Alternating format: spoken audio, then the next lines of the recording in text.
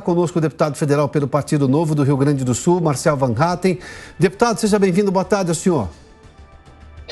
Muito obrigado. Boa tarde, Piotr. Satisfação estar com você no ar aí também. Deputado, eu vou lhe perguntar, confesso que eu fiquei... Não é a primeira vez que Arthur Lira diz essa frase, mas ele voltou a dizer depois da reunião com o presidente Lula, que a Câmara é conservadora e liberal. Nenhuma dessas características é do Executivo, muito menos do PT, muito menos do presidente Lula.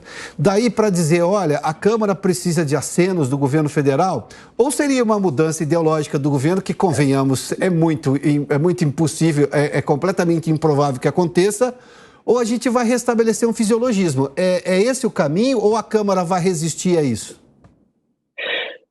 Bom, Piotr, na verdade, Lira é bastante habilidoso. Ele tem utilizado uma percepção que é real, que houve realmente um número maior de deputados conservadores e liberais que se elegeram nas eleições passadas, mas também houve um contingente muito grande de deputados que se elegeram graças àquilo que se chamava de orçamento secreto ou de emenda de relator, e que agora continua precisando, para nutrir bem suas bases eleitorais, desses recursos.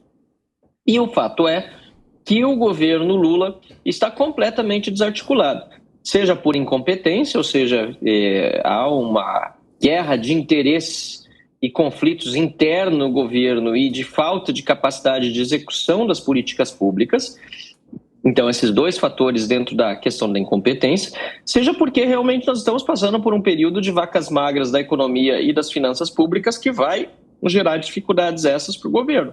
Um governo que já está com um furo no teto de quase 200 bilhões de reais aprovados no ano passado, sem novas perspectivas de arrecadação, a gente só está aguardando para ver as propostas aí de aumento de impostos, porque esse arcabouço fiscal aprovado também acabou abrindo uma série de possibilidades para o governo gastar mais sem conter as despesas apropriadamente, como antes fazia a lei do teto de gastos. Só que até o momento o governo não tem uma previsão maior de arrecadação. Então isso tudo em conjunto, Piotr, faz com que a relação com uma potencial base parlamentar irrigada por recursos públicos seja muito difícil. E por isso o dinheiro não está chegando na ponta. Isso eu vejo, inclusive, no meu município de Dois Irmãos, tem reclamação, por exemplo, essa semana mesmo teve reunião na Câmara de Vereadores, a principal pauta era essa: olha, as emendas parlamentares que estavam para vir não estão chegando. E isso tem gerado muitos problemas nesse diálogo entre deputados e o Poder Executivo. Mas nessa queda de braço, deputado, do que saiu das urnas lá em outubro do ano passado, de um Congresso que tem um perfil, embora tenha ali, obviamente, o Dantas estava fazendo esse comentário, dentro do mesmo partido de oposição que é o PL, você tem 30, 35 votos que votam com o governo, que podem votar com o governo, independentemente da questão ideológica. Mas, enfim, nessa queda de braço lá que saiu da urna, ou seja, um Congresso que pensa de uma maneira, do ponto de vista teórico e ideológico, e de um governo que nós sabemos exatamente qual é a lógica, e do outro lado, o que pode acontecer a partir de agora? Teremos ainda essa queda de braço ou a gente vai ter de novo recorrer? O governo do PT tem no primeiro mandato do presidente Lula o episódio do mensalão, que era compra de apoio parlamentar. Aliás, julgamento no Supremo nunca questionada, felizmente, nesse caso específico.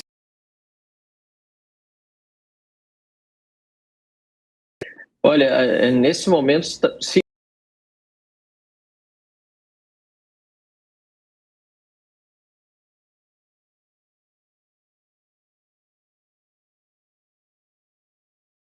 porque esta é a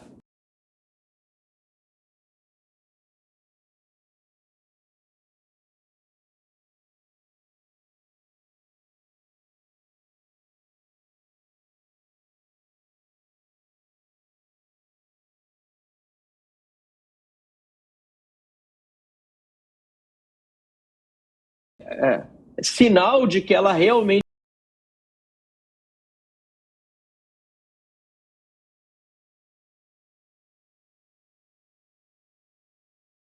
dizendo, olha, nós temos que falar com pessoas que não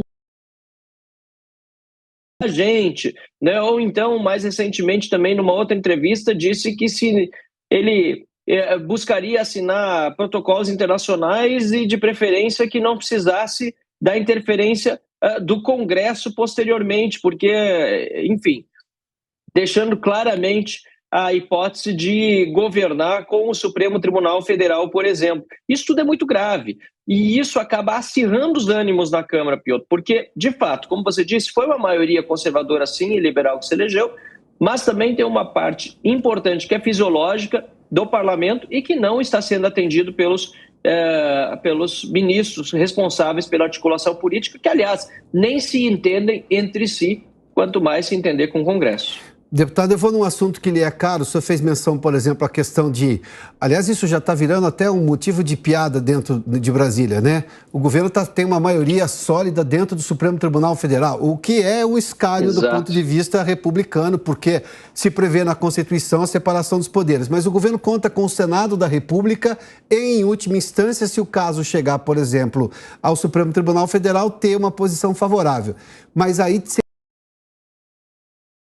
E eu estou falando de 513 deputados, que são... O Senado representa os estados, mas nós estamos falando...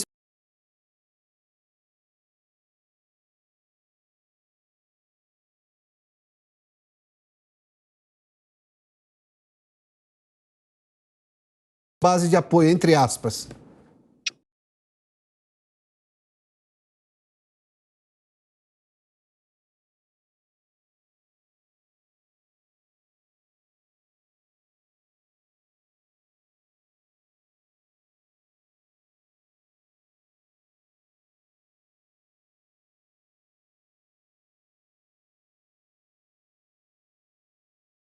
Na pauta, discriminação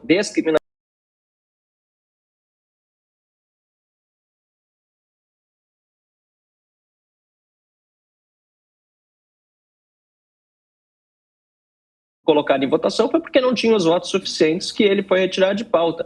Querer fazer a discussão da censura ou do combate às fake news, como o governo chama, diretamente por meio de medidas do Poder Executivo, também é completamente errado.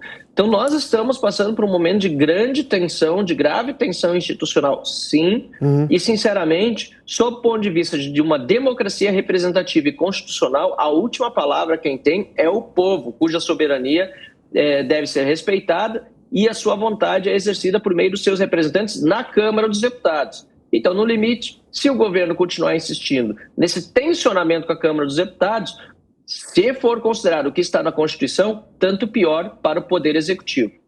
Deputado Marcel Van Hatten, muito obrigado por se juntar a nós aqui no Prós e Contras na Jovem Pan News. Boa tarde ao senhor, hein?